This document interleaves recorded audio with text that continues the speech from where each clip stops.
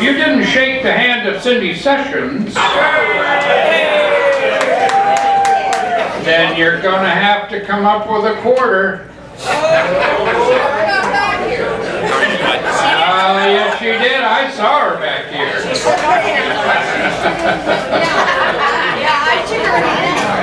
Okay. We're going to start off with, Marilyn is paying the fine for the early birds because none of them shook Cindy's hand. Oh, Ron did. Okay. Okay. Happy dollars. Let's begin. I know, and I'm going to go right to him to begin with because he probably has the happiest dollar of all. Lion Dan Twist.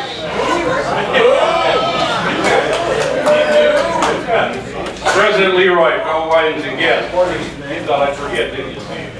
I retired last Wednesday, so I'm very happy.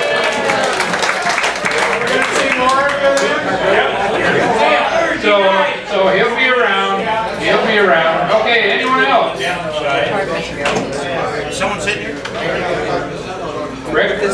How are you? Oh yeah, I will need some more. I just have I don't know. Stand up a minute, Rick. Oh, okay. Okay. All right, Lion Rick.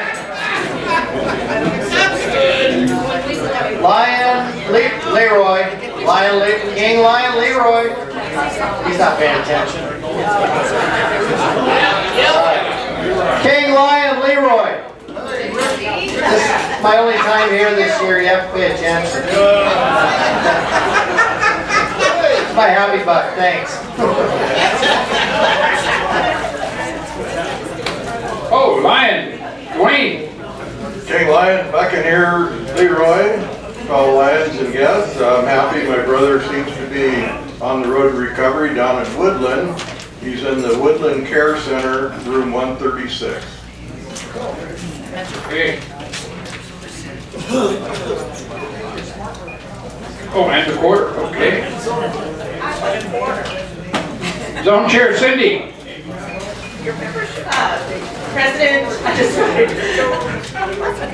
President Leroy, members and guests. I have $2. One is for when we went down to, no, I'll do the other one first.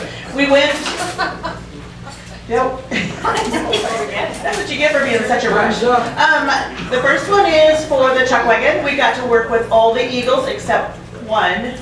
Oh, there she is. But it was fun being under the care of Bob. And the second one is we went to Fort Vancouver, and I must have had poor handwriting because they called Louis Lovey. So now he's my Lovey. That's interesting.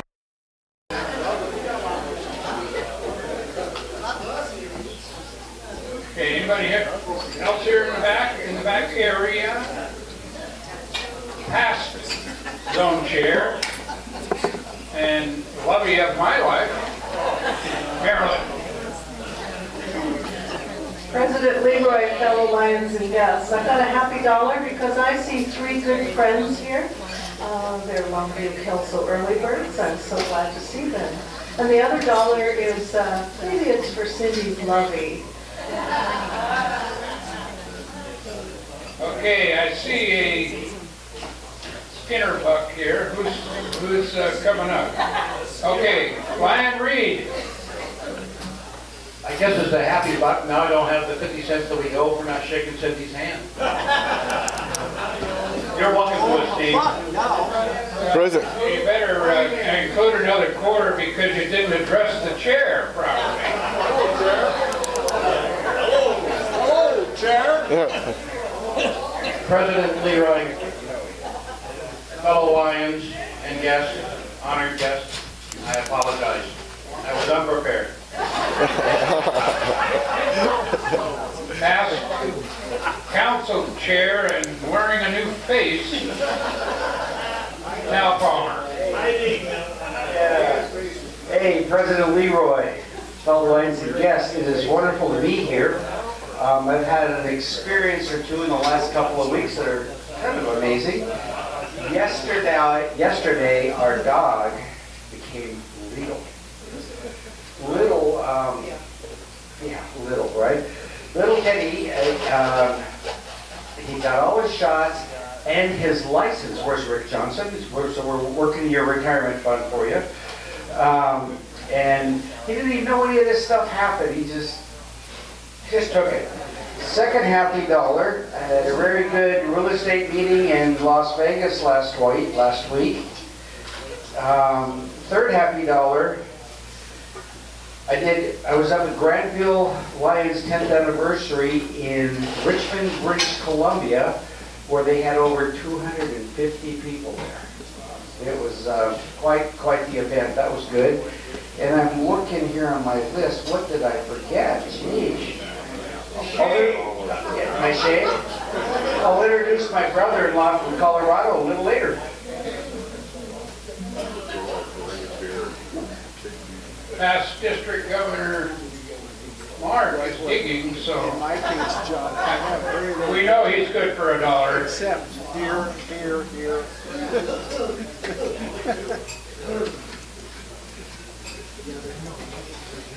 President Leroy, fellow lines and guests, very good news. Dan, good to hear that you're retiring. Hopefully I can get there someday. Second part of this is, saw a Facebook post of Cindy's of Keith Huff sitting on a patio, pretending to be a redneck in a lounge chair, but next to him was a Coors Light. So I brought a 4-pack of stout, real beer, to present to him today, and he's not here. So I guess I'll have to take it back to work, right? Yeah. Staff zone chair. George. President Leroy, fellow lines and guests, I got a very happy dollar.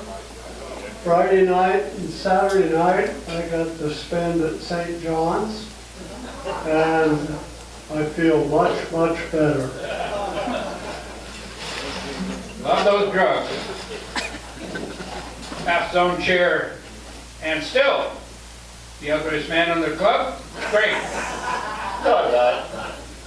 President Leroy, fellow lines and guests, this is an extremely happy dollar for the beard that past Council Chair Hal is sporting. Covers your face. Well said, well said. Let's go with past District Governor Mike first, shall we? That dollar goes in there. Hi, Leroy, fellow lions and guests. I'm happy because this is past Zone Chairman Pat's birthday today. That's right, that's right. Can we give her the,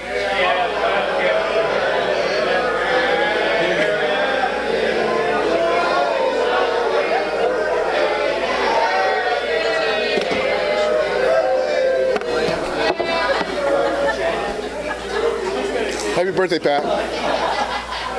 lovely, just lovely. Lion Bill.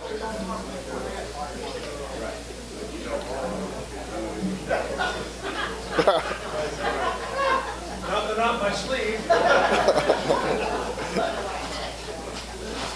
Hi, Leroy, fellow lions and guests.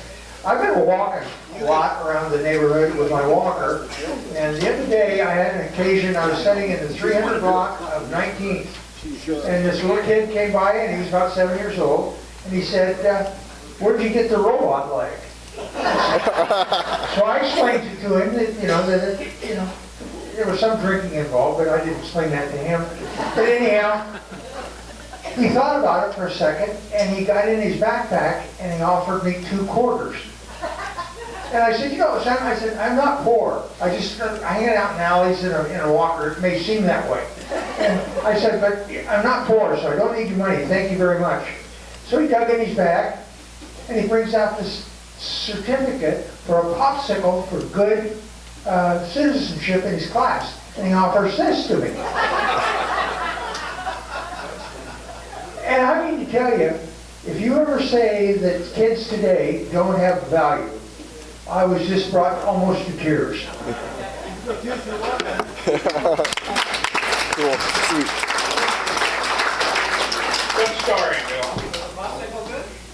Past President Jim. President Leroy, fellow lions and guests. First, I'll start with my sad buck. This has probably been brought up many times before, but this is my first opportunity to mention it. When I was serving with the Go Forth at the Go Forth Lions, Steve here was on the grill, and it was a sight to behold. None that I will ever forget. He was mooning the entire crew. You know, I'm sorry, but it's changed my life. I can't walk in the produce section near the melon counter. Two bald guys sitting together scare the heck out of me. I mean, it really was something else. That was the sad part. No, I have $5. We're the money. All right. This is a happy buck. I mentioned this before, but yesterday, Cheryl and I were in a procession. We were behind the Patriot Guard as we went down to the Willamette National Cemetery. They were escorting the remains of George Oliver Smith, who had been cremated here. He died without any next of kin, any family members, and we had at the Veterans Service Center, we claimed the body, had it cremated, and right behind those guys on their motorcycles in the missing man formation. And then to go through the whole process of the Willamette National Cemetery of an honor guard, and he has been interred. He'll have a nameplate with the service on it. It was an emotional day for me, and I'm still emotional about it. It's my happy $5.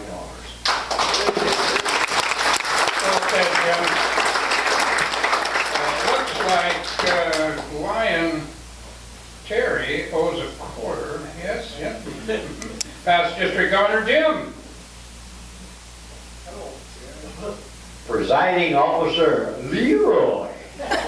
Fellow Lions and guests, that's a happy $1. And the reason I'm happy is because the sun was out almost yesterday and the day before, but something happened. And so I guess I'm happy because all you Northwesterners will continue to rust. What's that all about? That's President John. President Leroy, fellow Lions and guests, the first two are happy $.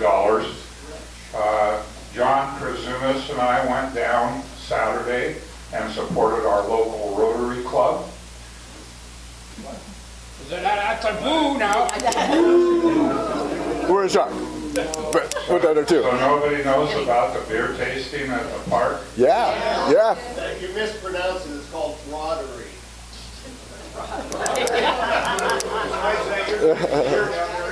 Just the same, we supported them well. Part of that happy $1 is that Connie was our designated driver. Came and picked us up at the end of that.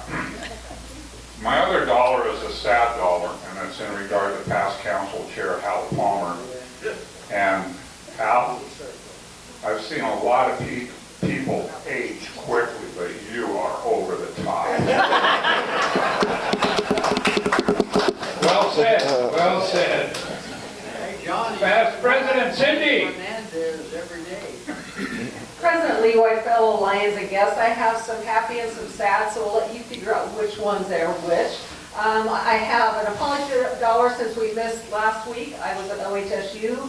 My cholesterol was like 3 times what it's supposed to be. I know it's hard to believe with a skinny frame, but yeah, my numbers are in the 400s. So they put me on a new medication to help lower that. The good news of that is they did a CAT scan, and I have very little buildup of calcium on my valves, wherever they do that. Happy $1 again. Keith was in town for a week, so we got to spend some time with him, which his timing was perfect because Jim went in for hand surgery on Wednesday, and he can't lift more than 2 pounds for 3 weeks. So Keith was our lawn mowing guy, our dishwashing guy, our vacuuming guy. So it worked out well this time for room and board for him. He flew out this morning. He left the house at like 3 a.m. The good news is is I had a birthday party for our grandson Bryson. We got to keep him overnight for the second time this summer. And he and Grandma played football in the backyard with Grandma throwing the football. The first time I caught one of his balls, this is what happened to my thumb. See, the other ones are kind of longer. This one snapped off. So we agreed that Grandma would throw the ball. My muscles are still sore. And Jim is doing well after his surgery. He just has to limit himself because it is on his right hand, which is his predominant hand. So we have a party coming up on Saturday, so the neighbors have pitched in to deep fry a turkey and help with the shrimp oil. So that's good. Good job. And media, past president, Ken, all rise.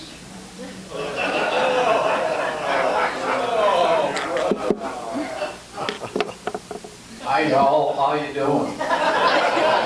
President Leroy, fellow Lions and guests, I've got $2 happy.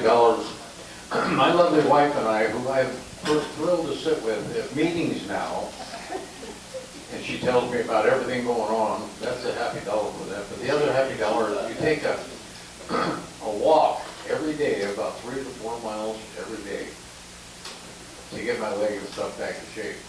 Last night, we walked to the library for a dinner class to tell us how to eat. About every minute of it. Walking home, though, sitting in front of St. Rose Church was this poor, decrepit old man, sitting in a walker, just staring at people going by.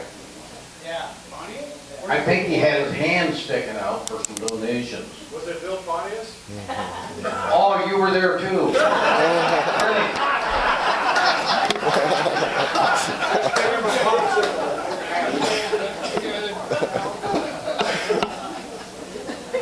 Why did you have that certificate for a bar? Rebuttal.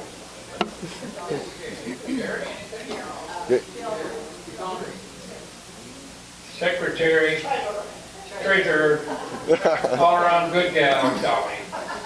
President Leroy, fellow Lions and guests. I can't remember what I was going to say, so here's $1 and here's a check for Lovey. Lion Jerry.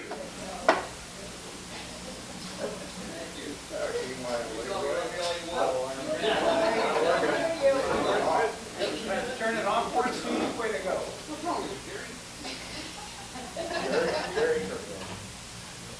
So we start again. Okay, King Lion Leroy, fellow Lions and guests. I have a sad $1 because Shirley's ailing today. That's too bad, okay. And Shabo. No? No? Secretary? Bill? President Leroy, fellow Lions and guests, two very, very happy $. First of all, some of us had the privilege of visiting the Kelso Lions, Kelso Early Bird, who met ironically at 6 p.m. I was happy to provide them a little entertainment. I did at least a 10-point landing when I arrived. It was awesome. The other happy $, is I know you all shower me with great respect because I'm a gooey duck. And our guest speaker today is also a gooey duck, so please shower her with at least the same amount of respect you show me.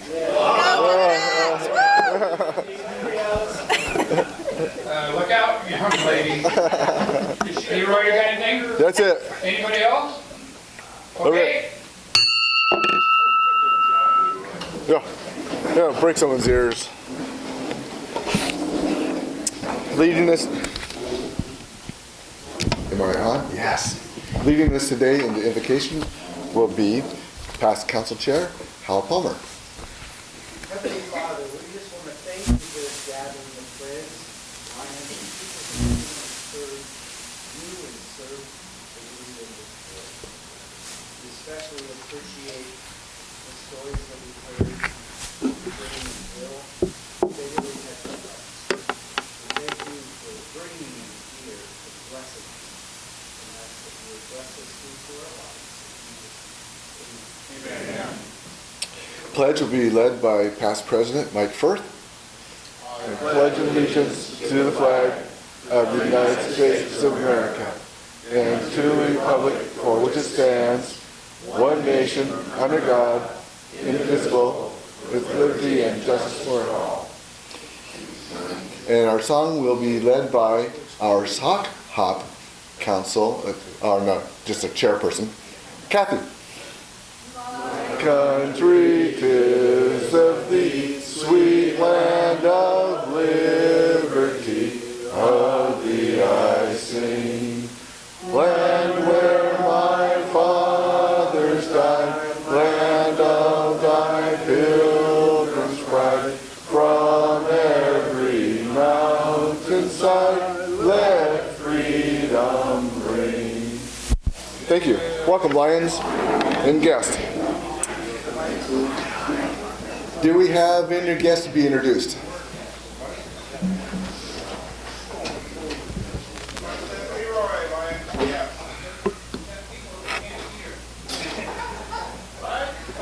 What? President Leroy, Lions and guests. We do have some guests. From Council Early Bird Lions, we have Ron Johnson, O. Ransdale, and Kenny Kowski.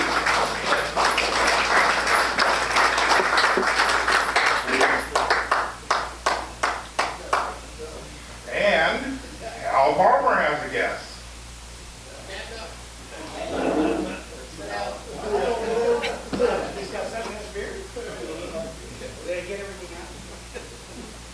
Okay, President Leroy, fellow Lions and guests, some of you remember me bragging about my brother-in-law. No, we don't. Wait a minute.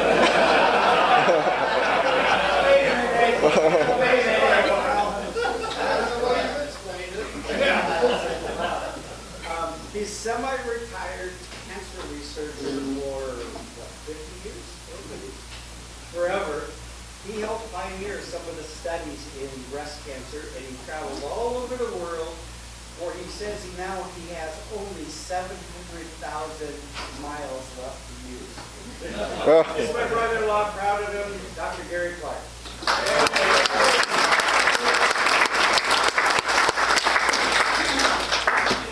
Okay, for announcements, just to start off with, I didn't ask, is that all the guests? Okay, sorry. I just took it that it's going to be the case. Okay, I'll start off with the board meeting that was scheduled for this Thursday is canceled. So those who need to sleep in to get ready for all the things that are going on Thursday, that's your opportunity. We'll pick up the board meeting again scheduled for August 8th. So this board meeting is canceled coming up. Lion Bob Jensen has an announcement. Where'd he go? There he is. Hang on, Bob.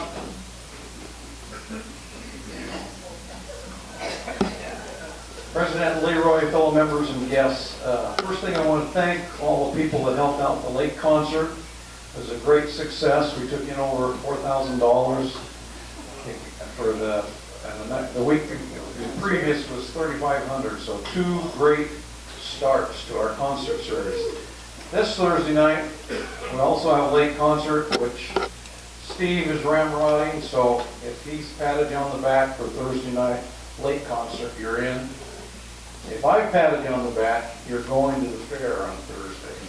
The fair is Wednesday, Thursday, Friday, Saturday.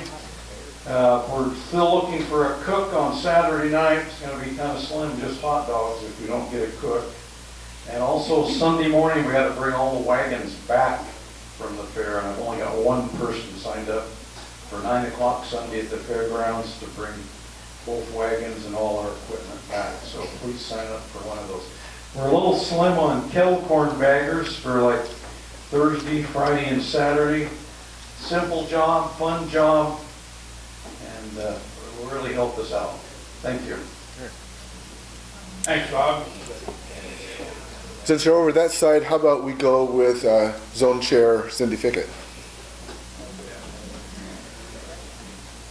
President Leroy, members and guests. Coming up for a visitation, which counts, is the first council meeting. That's August 3rd. It's a Saturday at 10 a.m. It's going to be at District Governor Steve Stollinger. I have to practice that. It's going to be at his home. The address is on here. And he's gonna provide sub sandwiches and refreshments, and then everybody else can bring side dishes. So, there's a sign up here, so I can check down how many people are coming, and those who need a visitation, it's a great opportunity to see what the upper level does. Thanks. Thank you.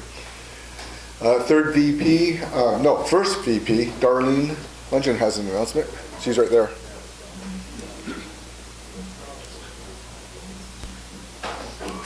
President Leroy, fellow Lions, yes, I have luminary bags if you would like to decorate one for Relay for Life, and it's for survivors or people that have passed away because of cancer. And you can just, if you want to, just put their name on it and say in memory of or whatever, or you can decorate them whatever you want. So I do have them. I just need them back by whatever the first one, because it's August 10th. So I need them back before then. Thank you. Thank you. Let's see here. Past President Terry Woodruff has an announcement.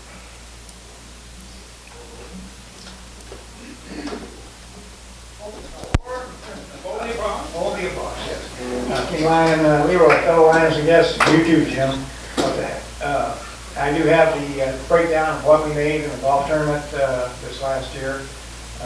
As Dolly was saying, that we collect money in both years because it's so close to the July 4th and the July 1st date. Anyway, for the total, and it goes to the scholarship fund, we made $4,500. All right. I'd like to thank all of you guys for all your help and all that we do. And if anybody's helping me underneath the grandstands during the fair, I'd love to see you. Thank you, Terry. Next up will be past District Governor Steve Patterson. President Leroy, Lions and guests, next Wednesday, it's the 31st, I believe, we will be having an orientation for those Red Badge members that need an orientation. 6 o'clock at the shop on 30th Avenue. Thank you. Thank you. Next Wednesday, not this one, next Wednesday. July 31st. Lions Dwayne Smith has a presentation he'd like to make.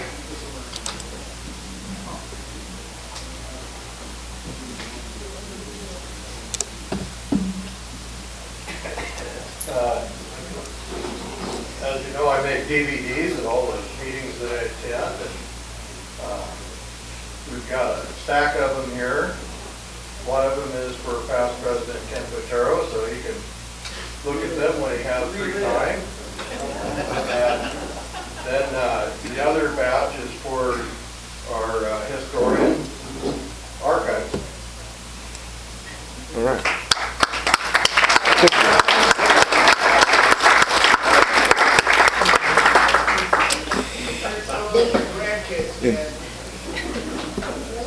I have just one more announcement.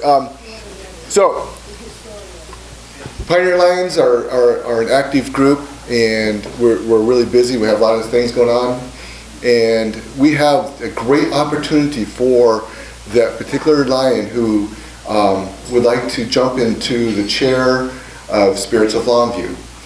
And see me if you are interested. If you're not interested, I'll be seeing you.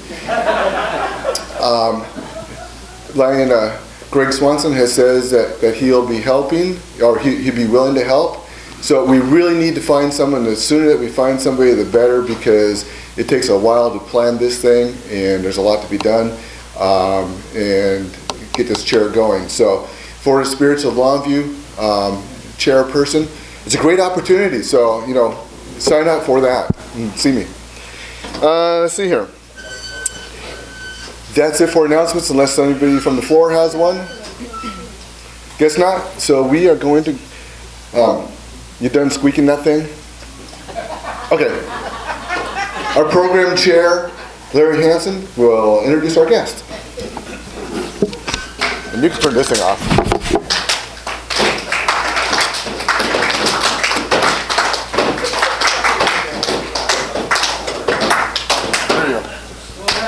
There you go. There you go. King Lion, Leroy Phil Lions and guests, it's my privilege today to introduce you to a young lady I just met, who is a native of the local area. So she's quite familiar with Cowlitz County and what goes on here. She's in charge of the communications and public relations for the PUD, and she's going to introduce our second guest, who will be helping her in the presentation today. So giving a little update of kind of what we're faced with in PUD. I know all of you probably read in the paper about some of the concerns we have and what's going on. So with no further ado, I'll introduce Alice Dietz. Thank you. Welcome. Thank you. Yes, I'm born and raised here. I grew up in Rose Valley. I see a lot of familiar faces. I used to play with George's granddaughter on Fish Pond Road. And so it's great to see all of you. You're a comical bunch. And I am a 2007 graduate, proud graduate of Evergreen State College. Go Gooey Ducks. And I know that someone asked if I played on the football team. I didn't, but I did play on the soccer team. And a great player. Thanks.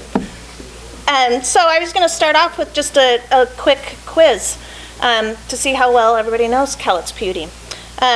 So raise your hand if you have an answer. I have some great prizes for you. So how many employees does Cowlitz PUD have? 220. Close. Well, not that close, actually. We have 160 employees, roughly. And of those employees, we log our community outreach that we do. So far this year, just outside of what we do as a utility, our employees have logged over 800 hours of volunteer within our community. So that's something that we're really proud of. And you can come get it later, but you got an LED light bulb.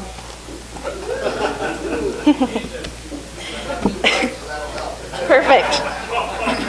So, who owns Cowlitz PUD? Exactly. So one thing that really surprised us as a utility on the state level and also on a county level, we conducted surveys of public utility customers throughout the state, and then also we did an individual survey for Cowlitz County. And the biggest finding on both surveys is that people don't know that they're publicly owned. Their utilities are owned by the people. So that has been some of our key messaging that we're trying to get out in the community. We started a radio broadcasting show. It's on KEDO. It's the first Monday of every month, and it's from 4 to 5 p.m. And that's one of our biggest messages that we want to get out there, that we're a part of your community, and you own us. You're involved in decisions that we make, and we just really want people to know that. And then, so Hal, you got a LED nightlight. There you go. You can come up and get it. And then, lastly, what year was Cowlitz PUD formed? This is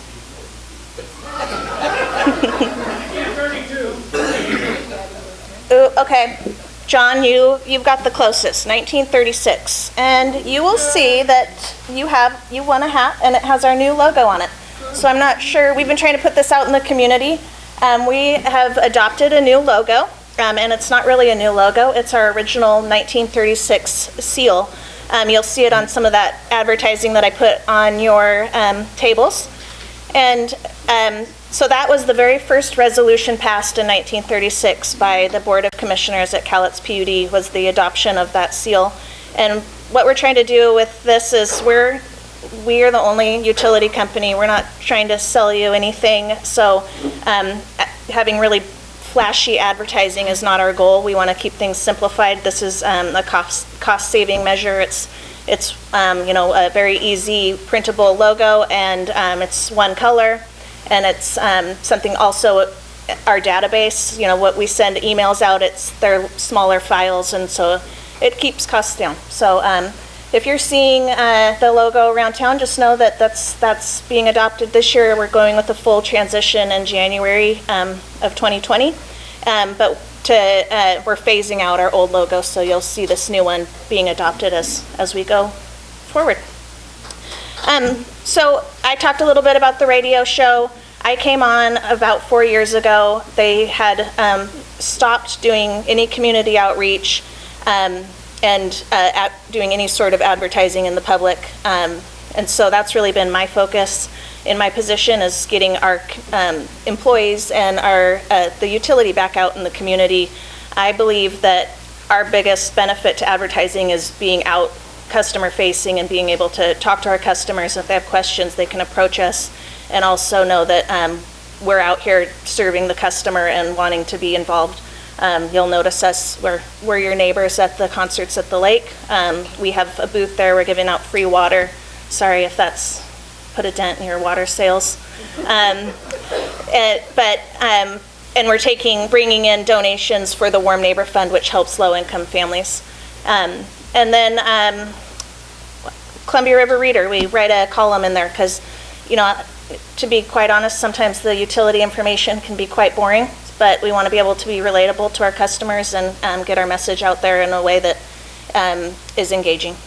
And I think full circle, after my position was brought back on 4 years ago, we've really needed more involvement in Olympia and legislatively. So without further ado, I'm going to introduce our new Director of Regulatory Affairs, Steve Taylor. He came from the city of Kelso. He can tell you a little more about himself, but and about his new position. Thank you.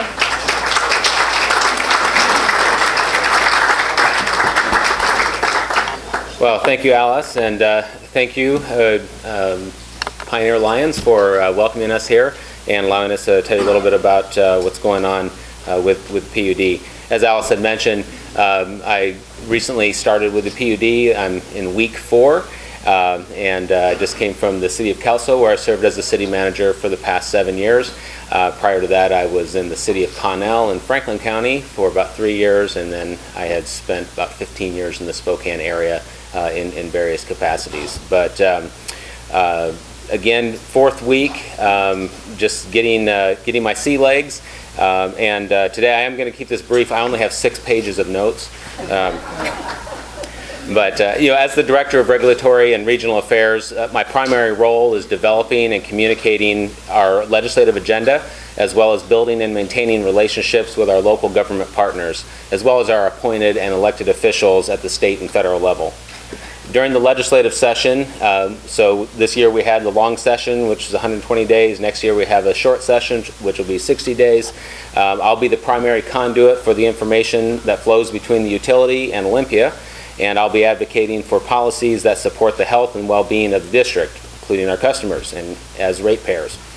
And once the laws have been passed and the dust settles from the session, it's my job to ensure that the PUD has a seat and a voice at the table as new rules are written that implement the bills which have been signed into law. And wow, there are a lot of bills that were related to energy policy that was adopted and signed into law this year, especially policies that are intended to reduce the amount of carbon and greenhouse gases that are emitted through the generation of electricity that serves our state. A series of clean energy bills were passed, and there's several state departments, including Commerce, Ecology, the Utilities and Transportation Commission, and Department of Health, that are responsible for developing and issuing regulations called WACs, Washington Administrative Code chapters, that prescribe the specific mandates that utilities must adhere to in providing electrical service to their customers. The centerpiece legislation is Senate Bill 5116. It's now known as the Clean Energy Transformation Act. And what this does, it seeks to transition the state to 100% clean electricity. It commits Washington State to aggressively transform its power system and to transition again to 100% clean electricity over the next 25 years.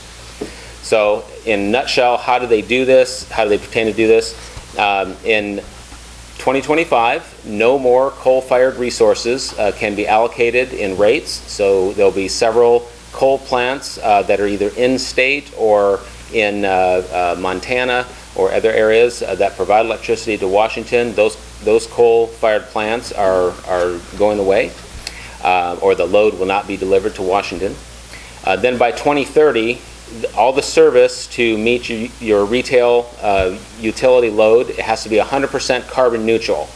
And that means that 80% at that time has to be complete carbon-free power.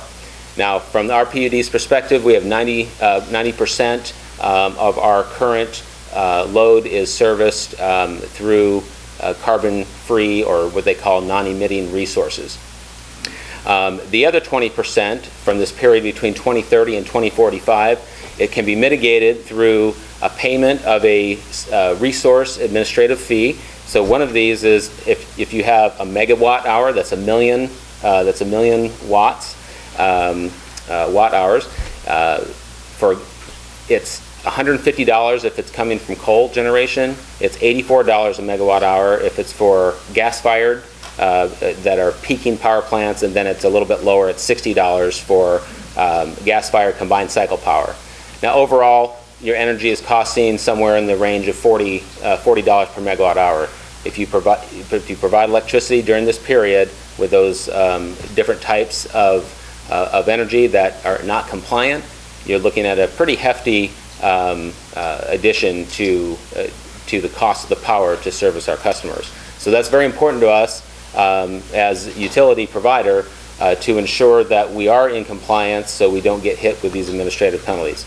You can also use what's called renewable energy credits, and these are credits that are generated that you can purchase that comes from the generation of your applicable power, which will come from renewable resources.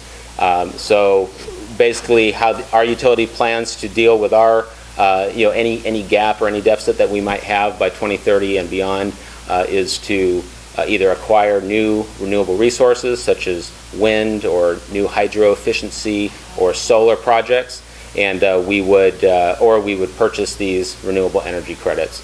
There's other investments that you can make in what's called energy transformation projects.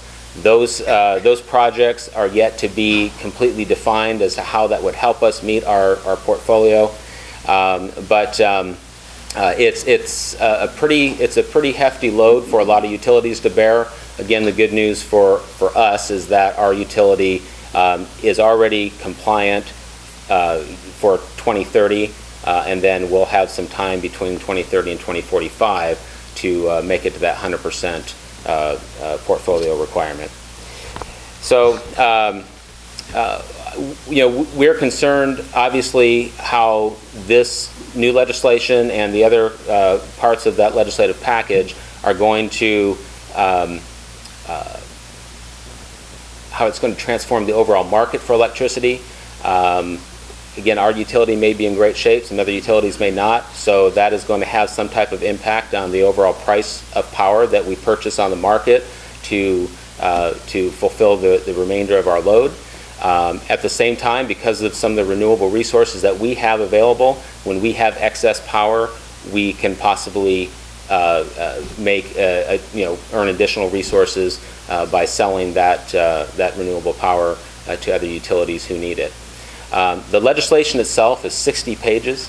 It has 30 different sections, and there's rulemaking that is going to get started here in the next couple of weeks. So one of the purposes for my position is to make sure to be at the table, make sure that we understand the legislation, what burden it's going to provide to our staff, but more specifically, what is the overall burden, both in the short term and the long term, that is going to be transferred on to ratepayers, and again, not just for Cowlitz County, but across the state. There's a lot of questions about how do you actually get to 100% carbon-free generation by 2045, to have absolutely no coal and no natural gas that's involved in that overall portfolio. Those are some questions that are going to have to be answered, and I feel there'll probably be tweaks to the law that have to occur between now and that implementation period. We don't want to pay penalties. We want to keep power low cost to our retail customers as well as our industrial load. At the same time, we're happy that we live in a state where we have the resources from our dams and the electricity, the carbon-free electricity that's produced there, we'll continue to move forward with the state mandates, but also work with our elected officials and regulators to ensure that this law, when implemented, will not be too particularly burdensome and hit all of you and me as well in the pocketbook. So I think Probably good, okay. I'd be happy to answer any questions I can, and there might be experts in power that are out here that have worked in the power industry a bit longer than 4 weeks, so take it easy on me. Sir? Gas-fired electrical plant out there in the midfield, mid farm, whatever you call it. But anyway, when all this comes about, can they remain in operation selling power outside the state? I believe that is the case. This is really pertaining to power that is used to supply the retail electric load in Washington State. And because we will have power that comes in from outside.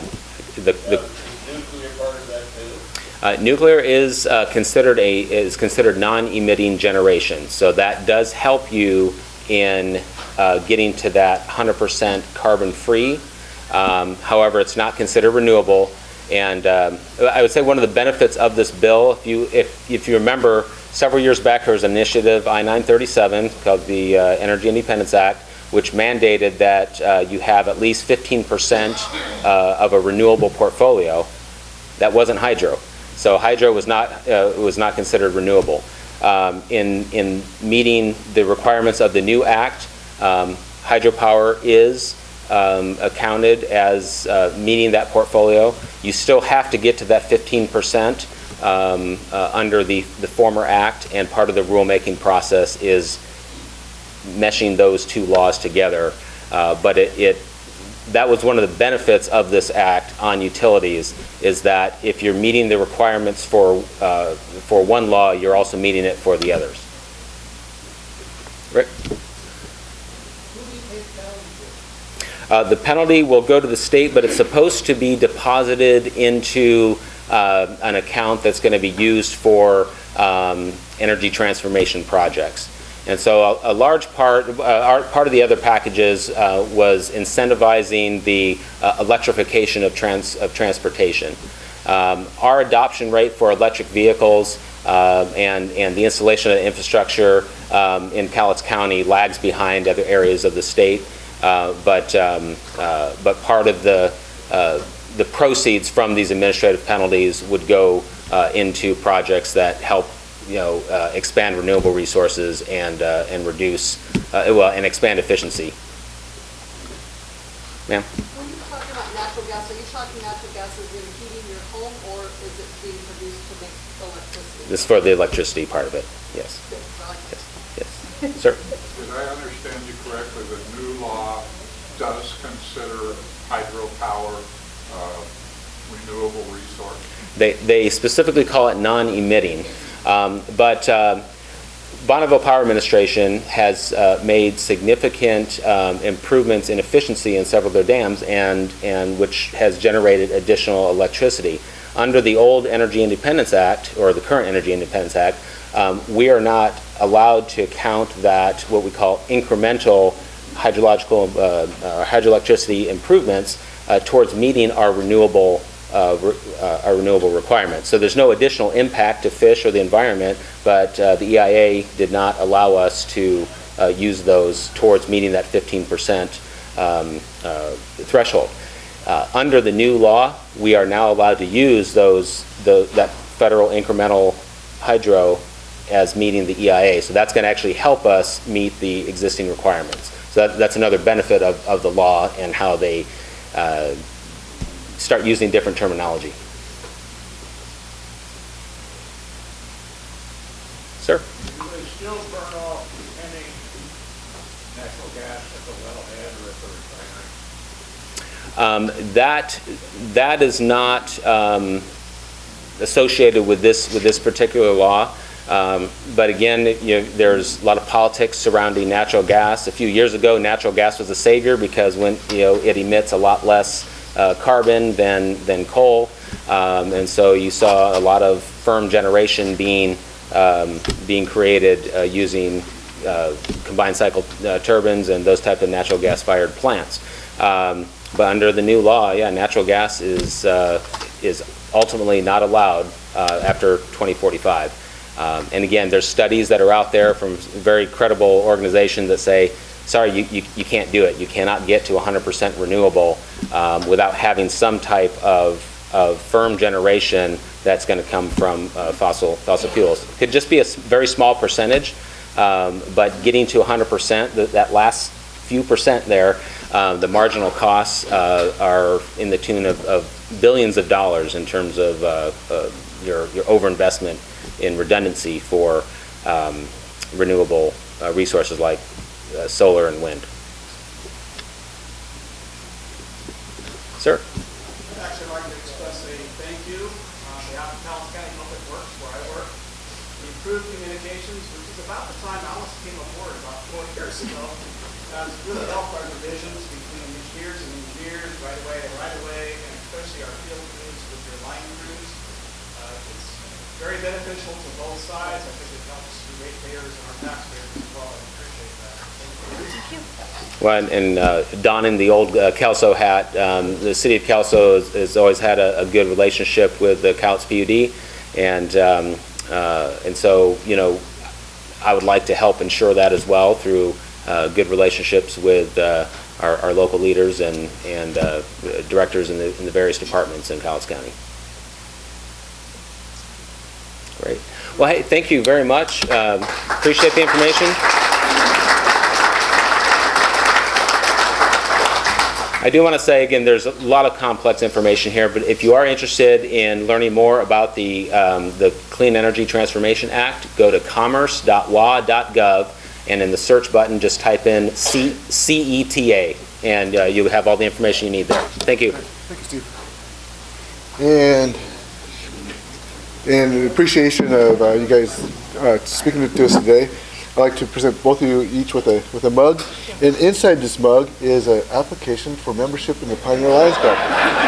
So, yeah.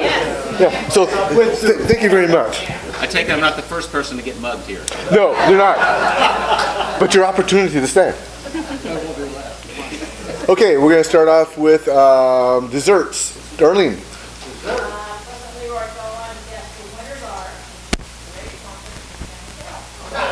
Oh, wow.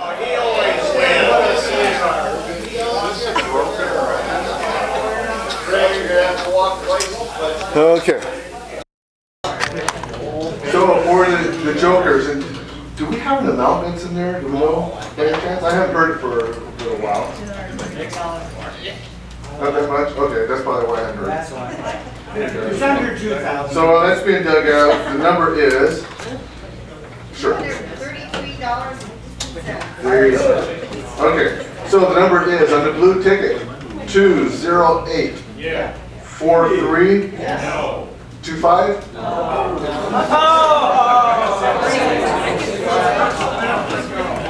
Who's that? Didn't see who it was. Oh, from the council call. Oh, they can't quit. Okay, great. Thank you. Whoever's number is drawn. Just a reminder, there's no board meeting this Thursday. Have made signups for sessions at the fair. Make sure you get in there. Need a lot of help.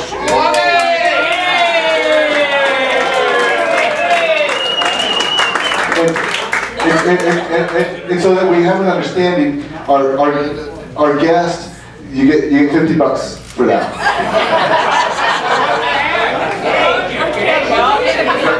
That's our rule.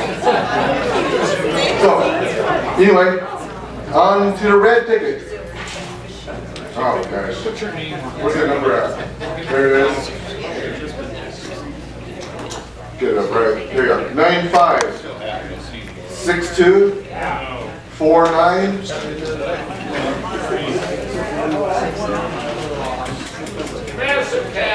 Medicine cabinet. That's what Mike always says, so he's not the winner, we know that. Anybody else got a better ticket? About it just before I did.